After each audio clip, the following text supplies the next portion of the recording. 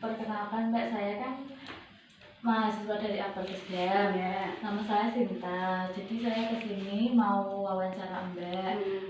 Sebelumnya dengan Mbak siapa namanya? Mbak Halim. Mbak Halim. Oh iya, di sini kan saya kan mau wawancara Mbak atas bisnis yang Mbak rintis sekarang ya. Usahanya baby spa ya Mbak ya? Iya. Kalau boleh saya, kan ini ada beberapa pertanyaan. Nanti saya tanya ke Mbak. Terus nanti tolong dijawab ya Mbak. Iya, insya Allah kalau bisa dijawab pasti dijawab ya. Iya. Mulai saya tanya ya Mbak ya. Iya. Pertama, gimana sih awal mulanya Mbak merintis usaha ini? Awal mulanya itu saya tertariknya, kalau saya itu lebih tertarik di bidang usaha sebenarnya ya. Maksudnya walaupun bidang saya itu perawatan, tapi saya kan lebih suka berusaha. Walaupun itu enggak usaha di kesehatan toh ya. Karena di kesehatan ada kayak bisa diusahakan untuk di spa. Waktu itu 2017 saya ikut pelatihan. Pelatihan di Semarang di Hotel Aston itu, dan setelah itu baru saya mulai merintis untuk home care.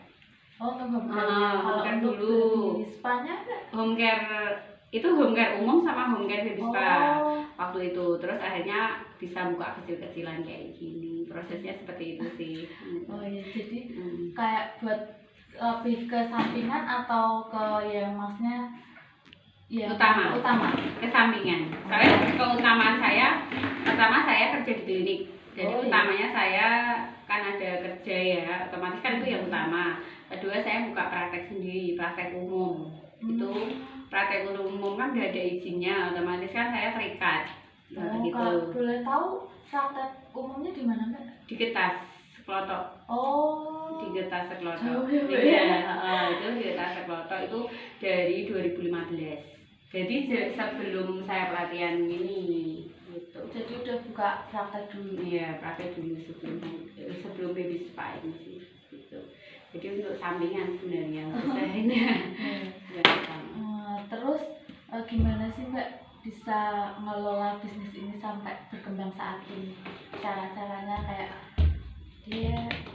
cara mengelola bisnisnya. Cara mengelola yang penting itu paling utama kalau kita bisnis baby spa pasti promosi ya Mbak. Promosi itu paling utama sebenarnya.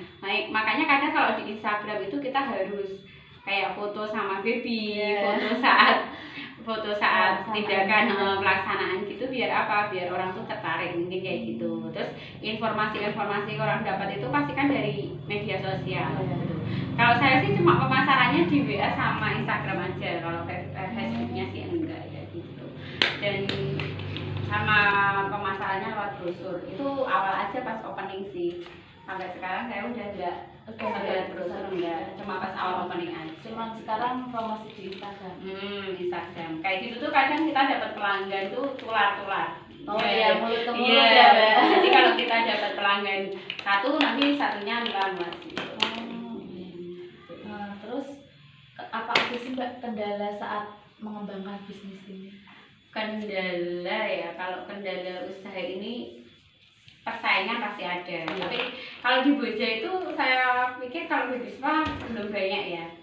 Baru satu dua. Kalau kendalanya sih apa ya, nggak begitu ada kendala ya. Saya sendiri percaya ya kalau rezeki itu pasti kan ada yang memanggil. Kalau kita usaha itu pasti yang dicari apa sih? Materi ya pasti gitu. Tapi kalau saya sih lebih ke manfaatnya. Yang penting ilmu saya bermanfaat sih buat banyak orang gitu Mbak. Makanya itu usaha ini buat sampingan seperti itu. Terus kayak cara ngatasin kendala itu sendiri gimana nih? Cara mengatasinya ya terus promosi aja gitu. Jadi ada mantapnya promosi dan promosi. Kalau promosi kan kita nggak tahu, kadang kita nggak kenal sama pasiennya ya, kita nggak kenal. Yang penting kita melayaninya dengan baik gitu aja sih. Mbaknya kan usahanya kan ada dua ya Mbak ya, baby spa sama home care. Untuk yang kali ini saya mau menanyakan yang home care-nya Mbak. Masih sama sih pertanyaannya, jadi gimana sih kalau awal mulanya yang home care-nya itu gimana Mbak? Kalau home care sih awalnya saya tetap dari promosi juga ya, promosi karena saya kerja di klinik, kadang ada orang minta di rawat di rumah kayak gitu kan otomatis ya itu tular menular gitu, jadi orang bisa tahunya dari informasi teman-temannya atau tetangga-tetangganya kayak gitu. Apalagi kan kalau udah tahu saya buka praktek mungkin ya, jadi mau kan otomatis kalau tenaga kesehatan itu yang penting mau dipanggil ke rumah itu insya Allah untuk selanjutnya usaha home care itu pasti jalan. Terus Kak, buat sama sih buat ngelolanya bisnis yang gimana sih Mbak, kayak yang apa home care-nya ini lebih masa lebih itu dari baby spa-nya apa enggak? Lebih Apa ya, lebih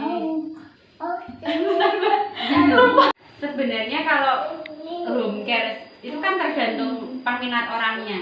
Jadi kalau kita baby spa atau perawatan luka gitu kan, kalau perawatan luka rata-rata di rumah, peminatnya pasti di rumah karena dia nggak mau kan kalau datang gitu.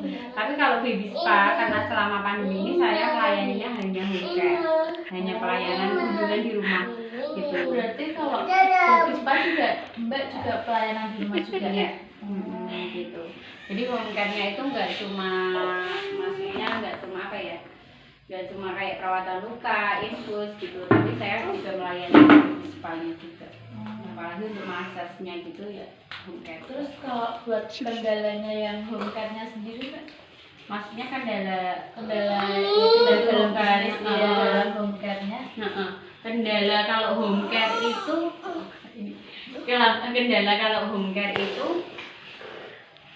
ya mungkin kalau jarak itu pasti kendala, tapi karena kita udah niat buka home care ya mau nggak mau memang harus dijalani gitu kan. Nggak, Mbak rumahnya jauh gini-gini mempertimbangkan. Kalau saya nggak gitu, walaupun rumahnya jauh insya Allah tetap disamperin. Kalau itu nggak ada belum ada reservasi orang lain ya, kalau udah ada reservasi kan otomatis kita harus mendahulukan yang udah reservasi gitu. Oh iya. Terus kayak apa ya? Juga berarti kan pelanggannya juga banyak, yang lebih banyak ke home care-nya apa ke baby spa-nya? Kalau pelanggan lebih ke home care ya, banyak ke home care, kunjungan ke rumah sama banyak gitu. Terus apa aja sih Mbak, kalau home care tuh Mbak tuh melayaninya apa aja? Home care, Iya. perawatan luka, Perawatan suntik vitamin, terus massage baby, perawatan bayi baru lahir, gitu, sama infus ya. Jadi kalau infus ada orang yang mungkin butuh vitamin, jadi infus satu tablet itu aja untuk vitamin aja gitu sih. Macam-macam. Biasanya kan kalau kalau perawatan itu apakah Mbak juga membuka perawatan buat ibu yang baru melahirkan itu? Iya, Pas? ada perawatan gitu untuk melahirkan. Ini biasanya di rumah. Jadi saya kan pakai perawatan bayi baru lahir, itu biasanya mau sama ibu. Mungkin cukup ya Mbak ya buat wawancara kali ini. Semoga sukses dan semoga buat pesan-pesannya untuk perawat dan generasi selanjutnya bermanfaat. Terima kasih. Selamat siang Mbak. Terus yang terakhir, apa sih Mbak pesannya buat generasi perawat ke depannya? Selanjutnya ya. Kalau pesan untuk perawat yang masih kuliah untuk perkembangan ya zaman sekarang itu harus kreatif. Yang utama harus kreatif. Soalnya nggak semua sekarang kan perawatan ribuan ya. Otomatis yang dibutuhkan di rumah sakit, di klinik-klinik itu tuh pasti banyak. Dan itu nggak mungkin ribuan perawat itu bakal masuk semua. Dan gimana sih perawat itu punya skill? Iya. Perawat itu kan punya skill. Skill itu ya itu gimana cara mengembangkan skill. Jadi kita harus yang pertama yakin, terampil, sama kreatif gitu aja sih. Iya Mbak. Terus boleh nggak sih saya kalau mau lihat-lihat usaha yang Mbak miliki ini? Maksudnya untuk mendokumentasikan. Boleh. Terima kasih ya Mbak ya.